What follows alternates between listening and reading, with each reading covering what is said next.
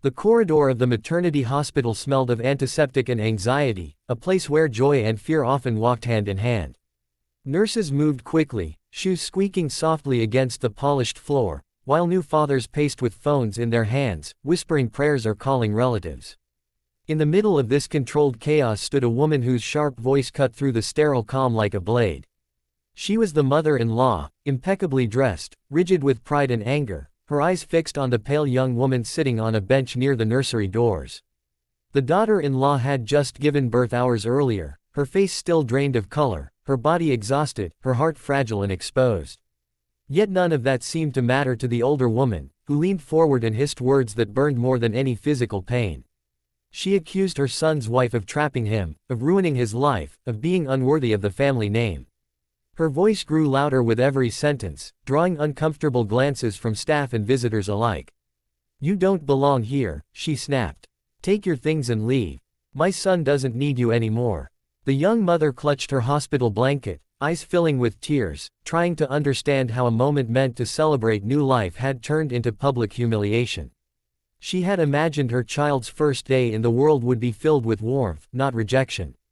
The mother-in-law continued relentlessly, waving her hand toward the exit as if dismissing a servant.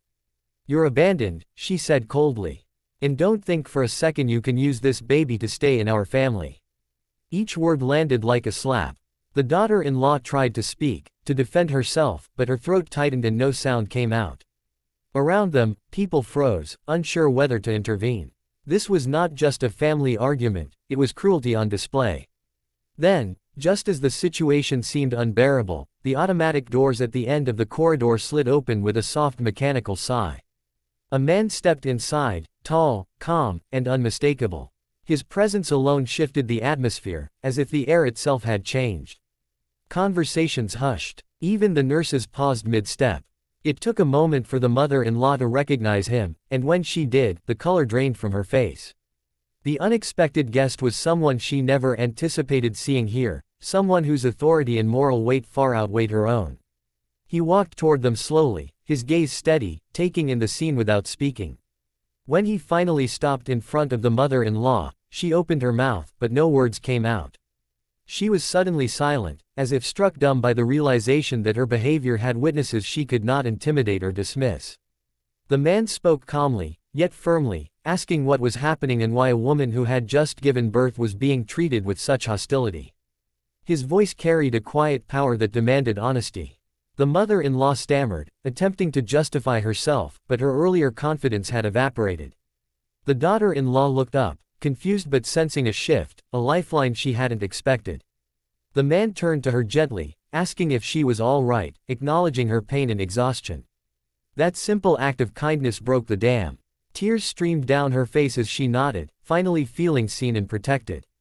"You're rushing to the wrong station," the man said to the mother-in-law, his tone measured but unmistakably critical. "Life doesn't move forward by pushing others down, especially not the mother of your grandchild." Those words echoed through the corridor, leaving a heavy silence behind them. The older woman stood frozen, unable to respond, confronted not just by another person, but by her own reflection in his words. Elsewhere, far from the hospital's tense quiet, another confrontation was unfolding under bright studio lights. On the set of Good Morning America, what was supposed to be a routine interview had taken a dramatic turn. Danny Glover sat across from Michael Strahan, initially relaxed, discussing his latest project and decades-long career. The conversation flowed easily at first, filled with laughter and anecdotes that reminded viewers why Glover remained such a respected figure in entertainment. But then the tone shifted. A question was asked that touched on deeper issues: social responsibility, representation, and the way powerful platforms handle sensitive topics. Glover's expression changed, his body language tightening. He responded thoughtfully at first, but as Strahan pressed further, the discussion grew more intense. Glover felt the nuance of his words was being oversimplified, his experiences reduced to soundbites. The tension became palpable. Viewers could sense that this was no longer just an interview, it was a clash of perspectives. Glover leaned forward, his voice firm, passion rising as he spoke about integrity, truth, and the responsibility that comes with influence.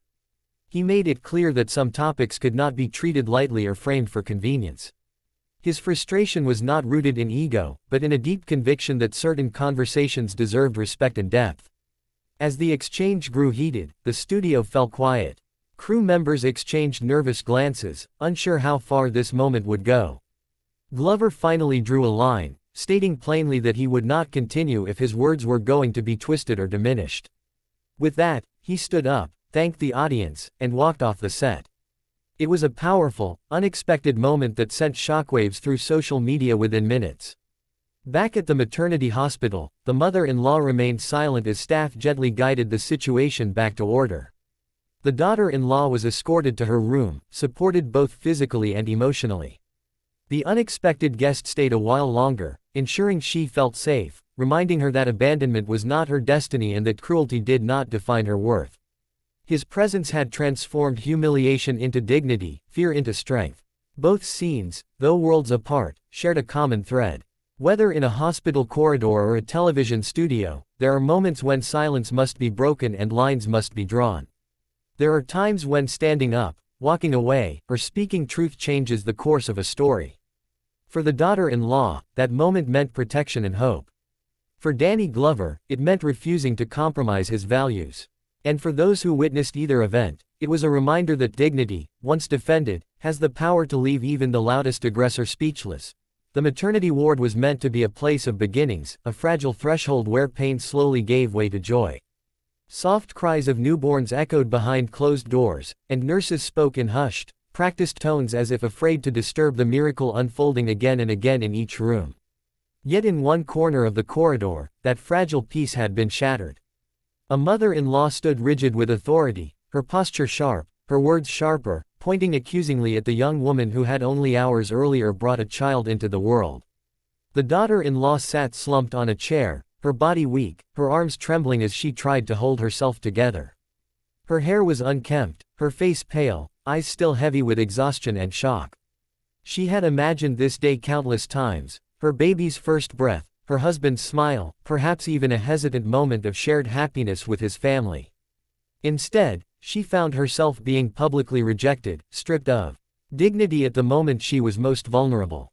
"You've done enough," the mother-in-law spat, her voice echoing too loudly in the sterile hallway. "You thought a baby would secure your place. Don't be naive. My son doesn't need you anymore." Each sentence landed with calculated cruelty.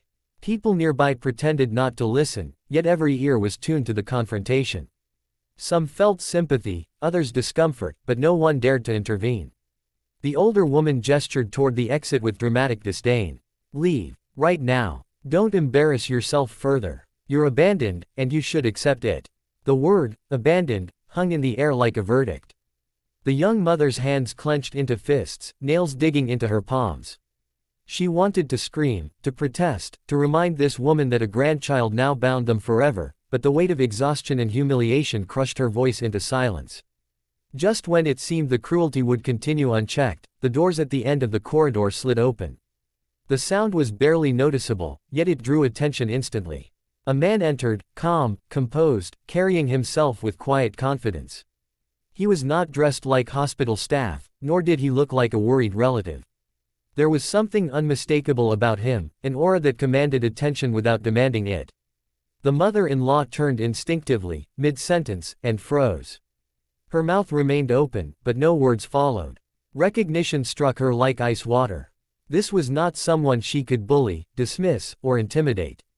His eyes moved from her rigid stance to the trembling woman on the bench, and his expression hardened, not with anger, but with resolve. He approached slowly, asking what was going on. His voice was steady, controlled, yet carried authority. The mother-in-law attempted to explain, but her words tangled, her earlier confidence evaporating under his gaze. She suddenly looked small, exposed, stripped of the power she had wielded so cruelly moments before. Turning to the daughter-in-law, the man spoke gently, acknowledging her strength and her pain. That simple recognition broke the young woman completely. Tears streamed down her face as she finally felt seen, not as an inconvenience or an obstacle, but as a human being deserving of compassion. Nurses quietly stepped closer, ready to help now that someone had shifted the balance. "You're not leaving," the man said firmly. "And you're certainly not abandoned." Then he looked back at the mother-in-law and delivered words that cut deeper than shouting ever could. You're rushing to the wrong station. Life doesn't reward cruelty, especially not toward someone who has just given life. The hallway fell silent. The mother-in-law had no reply. Her authority had collapsed in front of witnesses she could not control. Far away from the hospital's subdued tension, another space crackled with a different kind of electricity. Bright lights flooded a television studio as cameras rolled live on Good Morning America. Danny Glover sat opposite Michael Strahan, relaxed at first, smiling as they spoke about his long career, his craft, and the stories that had shaped him. It felt familiar, comfortable, almost routine. Then the conversation shifted. A question touched on social issues, responsibility, and the role of media in shaping narratives. Glover's smile faded, replaced by thoughtful intensity. He answered carefully, choosing his words with purpose, but the follow-up pressed harder, steering the discussion toward simplification. Something in Glover's posture changed. He leaned forward, eyes focused, voice firm. What followed was not an outburst of ego, but of principle. Glover spoke about lived experience, about truth being more than a headline, about how reducing complex realities into digestible segments did a disservice to real people. The tension was unmistakable. Strahan pushed back, perhaps unintentionally, but enough to ignite the moment. The studio grew quiet. Crew members held their breath. This was no longer entertainment, it was a confrontation of values.